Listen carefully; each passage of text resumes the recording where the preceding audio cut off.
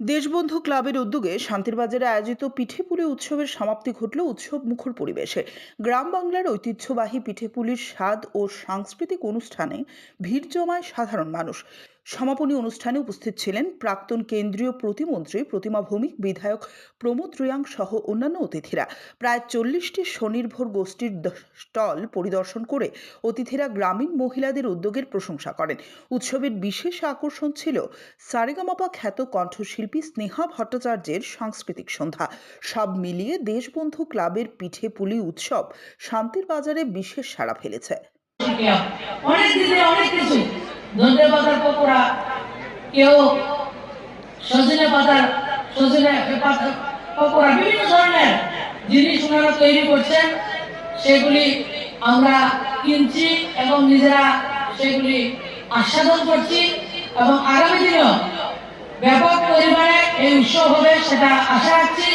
কারণ এই শান্তির বাজারের দেশবন্ধু ক্লাব এবং সত্যদা, আমার প্রমোদ ভাই সবাই মিলে এই রাজ্যের মধ্যে ওএনজিসিতে রাবণ বধ হয়, দশরা হয়, সেটা সবার জন্য উন্মুক্ত নয়, কিন্তু এই শান্তির বাজারের মাঠের যে দশরা রাজ্যের মধ্যে সবচেয়ে সর্বশ্রেষ্ঠ দশরা এই শান্তির বাজারের নেতৃত্বরা করেন।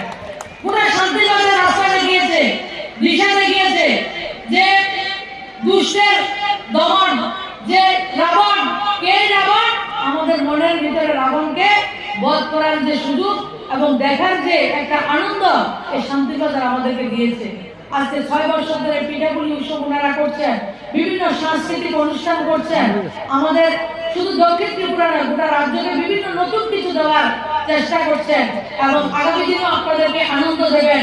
কিন্তু আমাদের মায়েদের কাছে একটাই অনুরোধ, আগে কিন্তু স্বামী বিবেকানন্দের জন্ম আমাদের এই বাংলা, নেতাজি সুভাষচন্দ্রের জন্ম এই বাংলায়, আমাদের কবিগুরু রবীন্দ্রনাথ ঠাকুর থেকে শুরু করে ঋষি বঙ্কিমচন্দ্র, শরৎচন্দ্র, বিভূতিভূষণ বন্দ্যোপাধ্যায়, সুকুমার রায়, কামিনী রায় থেকে শুরু করে প্রত্যেক ঋষি মুনি ঋষিদের জন্ম আমাদের বাংলায় এবং আমাদের মায়েরাই এসব সন্তানকে জন্ম দিয়েছেন। বীর মুগ্ধা বসুন্ধরা এই ভারতবর্ষ। আমরা চাইবো আমাদের মায়েরও আগামী দিন এমন সন্তানের জন্ম দেবেন যে সন্তান আমাদের রাজ্যকে, মুখকে উজ্জ্বল করবে, আমাদের রাজ্যের সাথে সাথে ভারতবর্ষকে গৌরবান্বিত করে, সমাজকে গৌরবান্বিত করবে এবং দেশের প্রধানমন্ত্রী যে স্বপ্ন শক্তিশালী মা, শক্তিশালী ভারত সেলফ হেল্প গ্রুপের মাধ্যমে সেই কাজগুলি আমরা করছি।